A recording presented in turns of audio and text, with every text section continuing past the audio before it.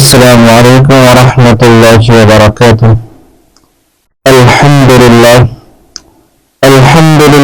نحمده ونستعینه ونستغفره ونؤمن به ونتوکل علیہ ونعوذ باللہ من شرور انفسنا ومن سیئات اعمالنا من يهده الله فلا مضل له ومن يضلل فلا هادي له ونشهد أن لا إله إلا الله وحده لا شريك له ونشهد أن سيدنا ومولانا محمدا عبده ورسوله أما بعد فقد قال الله تعالى في القرآن المجيد والفرقان الحميد أعوذ بالله من الشيطان الرجيم بسم الله الرحمن الرحيم يا أيها الذين آمنوا كتب عليكم الصيام كما كتب على الذين من قبلكم لعلكم تتقون صدق اللہ العظیم۔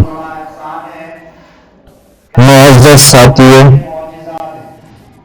خدا تعالیٰ کا لاکھ احسان ہے کہ اس نے ہمیں ماہ رمضان جیسی عظیم نعمت سے سرفراز فرمایا۔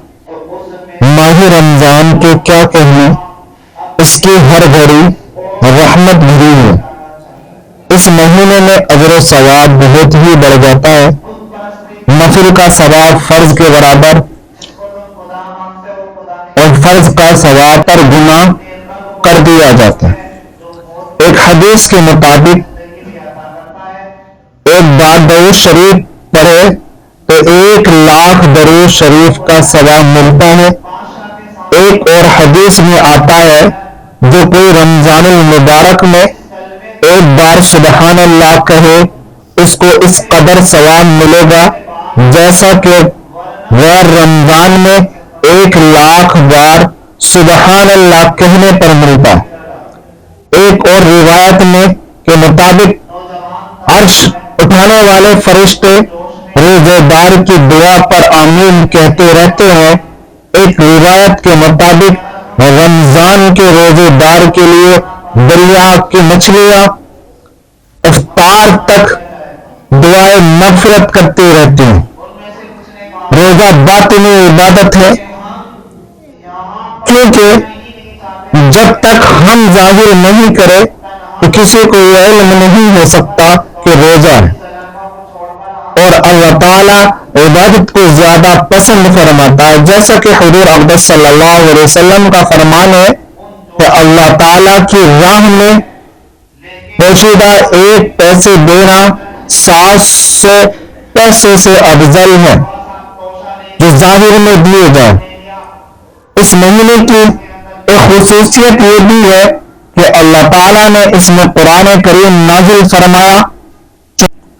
اللہ کا نزول قرآن اور ماہ مبارک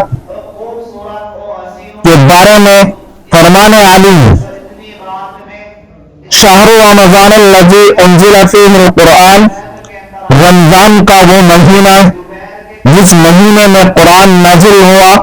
قرآن کریم کے نزول کرنے کے لیے اللہ تعالیٰ نے اس مہینے کو انتخاب فرمایا۔ اس سے بڑھ کر اور کیا فضیلت ہو سکتی ہے؟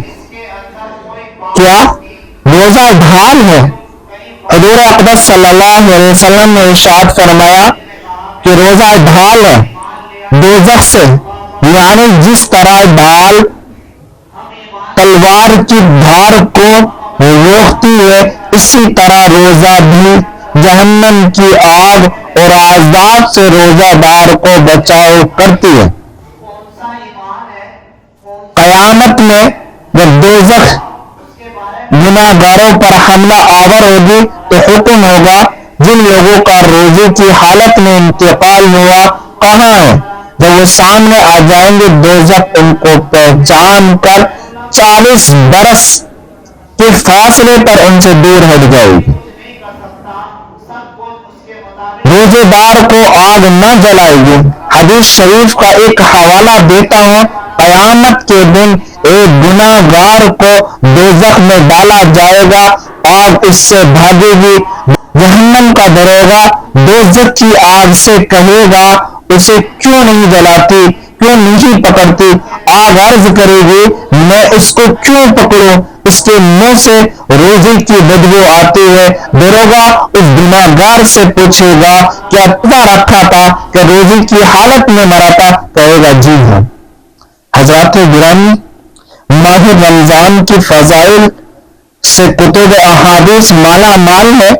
رمضان المبارک میں اس قدر بابرکتیں اور رحمتیں ہیں کہ حضور اقدس صلی اللہ علیہ وسلم نے یہاں تک کہ ارشاد فرمایا، اگر بندوں کو معلوم ہوتا کہ رمضان کیا ہے تو میری امت تمنا کرتی کہ کاش رمضان پورے سال ہوتے۔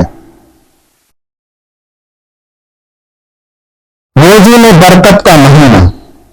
حضرت سلمان فارسی رضی اللہ عنہ فرماتے ہیں کہ حضور اقدس صلی اللہ علیہ وسلم نے شعبان کے آخری دن بیان فرمایا، اے لوگو تمہارے پاس 1000 مہینوں سے بہتر ہے مبارک روزے اللہ تعالیٰ اس ماہ مبارک کے روزے اللہ تعالیٰ نے فرض کیے ہیں اور اس کی رات میں قیام یعنی تراویح کو سنت کیا، اور جو شخص اس میں نیکی کرے وہ ایسا ہے جیسے اس نے کسی اور مہینے میں فرض ادا کیا، اور جو شخص اس مہینے میں فرض ادا کرے وہ ایسا ہے اور دنوں میں 70 فرض ادا کیے۔ یہ وہ مہینہ ہے، یہ مہینہ صبر کا مہینہ ہے اور صبر کے بدلے جنت ہے۔ یہ مہینہ غمخواری کا ہے اور اس مہینے میں مومن کا رزق بڑھا دیا جاتا ہے، اور جو شخص اس میں افطار کرائے اس کے گناہوں کے لیے مغفرت ہے اور اس کو آگ سے آزادی دی جائے گی، اور اس کے افطار کرانے والے کو ویسا ہی ثواب ملے گا جیسے کہ روزہ رکھنے والے کو ثواب ملے گا، اس کے ثواب میں کچھ کمی نہیں ہوگی۔ اور ہم نے عرض کیا یا رسول اللہ، ہم نے کہا ہر شخص وہ چیز نہیں پاتا جس سے روزے دار افطار کرے۔ آپ صلی اللہ علیہ وسلم نے ارشاد فرمایا، اللہ تعالیٰ یہ ثواب اس شخص کو بھی دے گا جو ایک گھونٹ یا دودھ کا ایک کھجور یا ایک گھونٹ پانی سے روزہ کے افطار کرائے، اور جس نے روزے دار کو پیٹ بھر کر کھانا کھلایا اس کو اللہ تعالیٰ میرے حوض سے سیراب کرے گا، پھر اس کو پیاس نہیں معلوم ہوگی یہاں تک کہ جنت کے اندر داخل ہو جائے گا۔ یہ وہ مہینہ ہے، اس کا اول حصہ رحمت ہے اور اس کا درمیانی مغفرت ہے، اس کا آخری عشرہ جہنم سے آزادی کا ہے۔ جو اس مہینے میں اپنے غلام پر تخفیف کر دے یعنی کام کو ہلکا کر دے، اللہ تعالیٰ اسے بخش دے، جہنم سے آزاد فرما دے گا۔ رمضان المبارک کے 4 نام ہیں۔ ماہ رمضان کے فضائل، ہر مہینے میں خاص تاریخ ہے اور تاریخوں میں بھی خاص وقت میں عبادت ہوتی ہے۔ مثلا بقرعید کی چند مخصوص تاریخوں میں حج محرم کی 10ویں تاریخ افضل ہے، مگر ماہ رمضان میں ہر دن اور ہر وقت عبادت ہوتی ہے۔ روزہ عبادت ہے، افطار عبادت ہے، افطار کے بعد تراویح کا انتظار عبادت ہے، تراویح پڑھ کر سحری کے انتظار میں سو جانا عبادت بھی عبادت ہے، غرض کہ سحری کھا کر بھی عبادت ہے، غرض ہے کہ ہر آن خدا کی شان نظر آتی ہے۔ رمضان ایک بھٹی ہے، جیسے بھٹی گندے لوہے کو صاف اور صاف لوہے کو مشین کے پرزے بنا کر قیمتی کر دیتی ہے اور سونے کو زیور بنا کر استعمال کے لائق کر دیتی ہے، ایسے ہی ماہ رمضان کے گناہگاروں کو پاک و صاف کر دیتا ہے، نیک لوگوں کے درجات بڑھا دیا جاتا ہے۔ رمضان میں نفل کا ثواب فرض کے برابر اور فرض کا ثواب 70 گنا ملتا ہے۔ بعض علماء فرماتے ہیں جو شخص رمضان میں انتقال کر جائے اس سے قبر کے سوالات نہیں ہوتے۔ اس مہینے میں ایک رات ہے جس کو شب قدر کہا جاتا ہے، جو 1000 مہینوں سے زیادہ فضیلت رکھتی ہے، جو اس میں اور اسی میں اللہ رب العزت نے قرآن کریم نازل فرمایا رمضان المبارک میں شر شیاطین کو بھی قید کر دیا جاتا ہے اور دوزخ کے لوگ جاتے ہیں اور جنت کا راستہ کی جاتی ہے. اس کے دروازے کھول دیے جاتے ہیں اس لیے کہ ان دنوں میں نیکیوں کو زیادہ اور گناہوں کی کمی ہو جاتی ہے. جو لوگ گناہ کرتے بھی ہیں وہ نفس امارہ یا اپنے ساتھی شیاطین کے بہکانے سے کرتے ہیں. جو لوگ گناہ کرتے بھی ہیں وہ نفس امارہ یا اپنے ساتھی شیاطین کے بہکانے سے کرتے ہیں. رمضان کے کھانے پینے کا حساب نہیں. اللہ جل شانہ نے رمضان کے مہینے میں بہت سارے قیدی آزاد کر دیتے ہیں. رمضان شریف میں افطار اور سحری کے وقت دعا قبول ہوتی ہے. یعنی افطار کے وقت اور سحری کے وقت یہ مرتبہ کسی اور مہینے کو حاصل نہیں ہے. رمضان میں 5 ہر شب 60,000 کی بخشش، ہر شب میں، ہر رات میں، ہر شب میں 60,000 ہر شب میں 60,000 کی بخشش. ایک حدیث میں آتا ہے رمضان المبارک کی ہر رات میں آسمانوں میں صبح صادق تک ایک منادی یہ ندا کرتا ہے اے مانگنے والے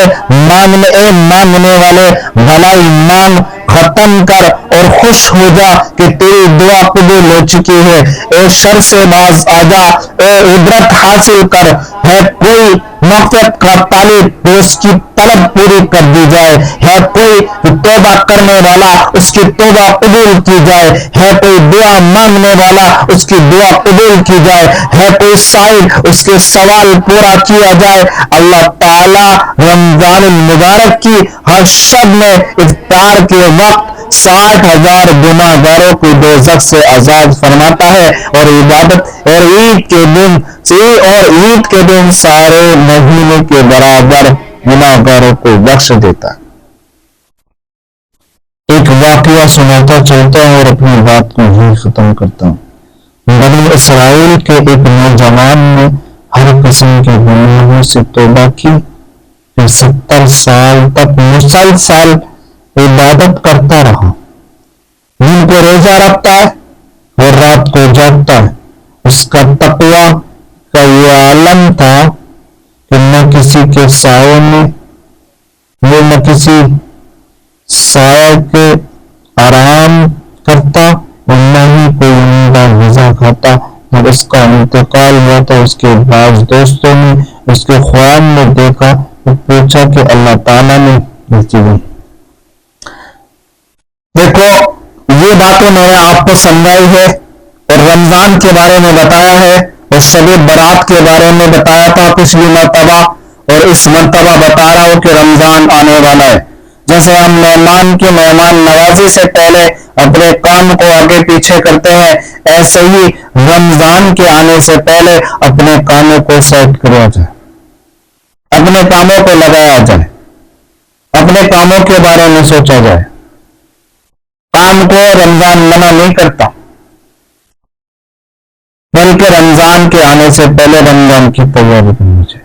ہمیں صبح سے لے کے شام تک کیا کرنا ہے، شام تک اللہ کے راستے میں کتنا وقت لگانا ہے، شام تک ہمیں روزے کو کس طریقے سے مہیا کرنا ہے، شام تک ہمیں دیکھنا ہے کہ لوگ کس طریقے سے روزہ رکھتے ہیں، شام تک ہمیں یہ دیکھنا کہ کتنا پارا پڑھنا ہے اور اللہ کو کتنا راضی کرنا ہے، ہماری زبان پر کتنا الفاظ آ رہے ہیں. ہم اپنے آپ کو اس طریقے سے مینٹین کریں گے تو ہم رمضان کی تیاری کر رہے ہیں، اور ہم رمضان کی تیاری نہیں کر رہے. سود کو چھوڑ دیں گے، غذا کو چھوڑ دیں گے، حرام مال کو چھوڑ دیں گے، ہر چیز کو چھوڑ دیں گے. یہ بات تھی میرے رمضان المبارک کے بارے میں اور میں نے آپ کو سمجھایا ہے اور انشاءاللہ آپ کے بات سمجھ میں آئے گی. وآخر دعوانا الحمدللہ رب العالمین. سنتوں کا وقت ہو چکا ہے، سنتیں ادا کریے.